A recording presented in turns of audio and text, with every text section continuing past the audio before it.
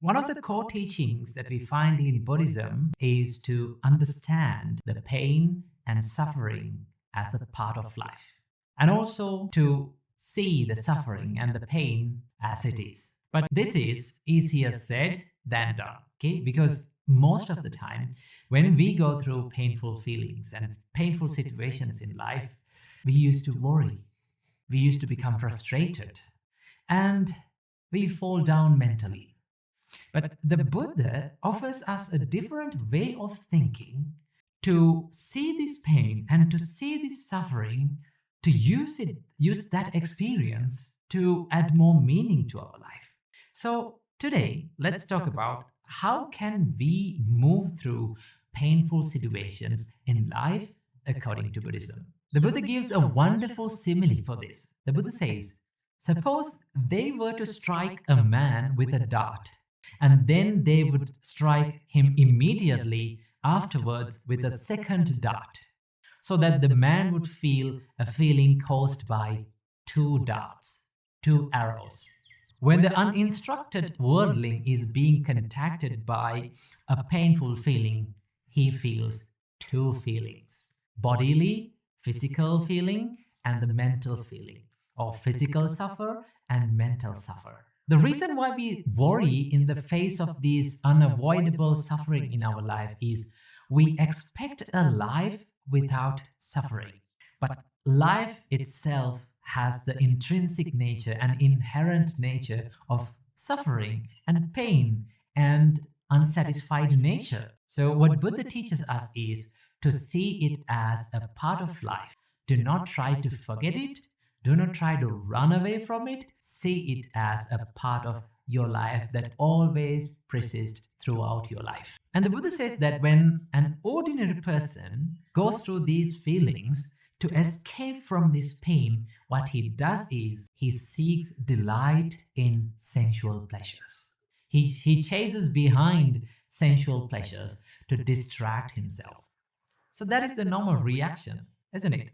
Normally, when someone goes through a painful feeling, when someone goes through a difficult time in his life, they chase behind sensual pleasure to distract their brains, distract their mind from that pain. For an example, when someone is struggling in their life, if someone has pain in his mind, sometimes some people use alcohol.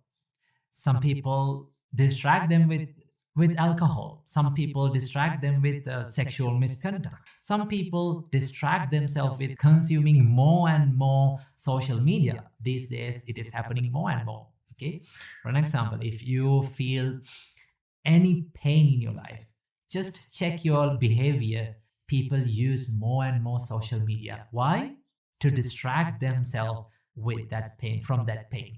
But Buddha does not say that chasing behind the sensual pleasure is completely wrong. What Buddha says is that chasing behind sensual pleasure does not solve your problem completely.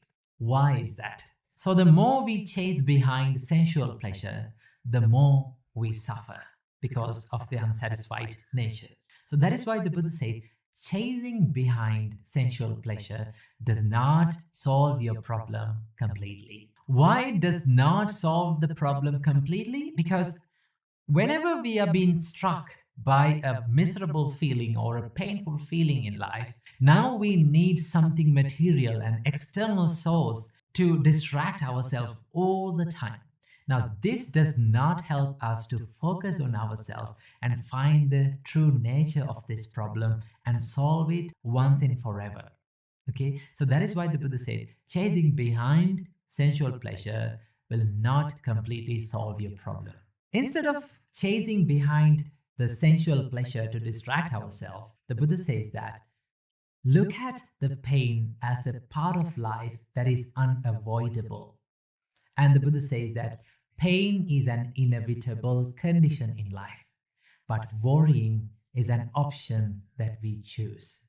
Worrying is always optional. So the Buddha used a special term to these ups and downs in life. He called it 8 worldly conditions. The Buddha said that these 8 worldly conditions prevails in this world every time. The Buddha says gain and loss, dispute and fame, blame and praise, and pleasure and pain. These 8 worldly conditions revolve around the world, and the world revolves around these 8 worldly conditions. So, these 8 worldly conditions are like the two faces of the same coin. We cannot separate it. So, the Buddha says that do not worry too much, more than needed, about these painful situations in life. Rather than worrying about it, we always have the choice to stay away from worrying, because pain is an inevitable condition, but worrying is an optional thing, is a choice that we make in our life. So keep this amazing sentence in your mind. Pain is inevitable, worrying is optional. Keep that in your mind and stay strong, stay safe. Namo Buddhaya.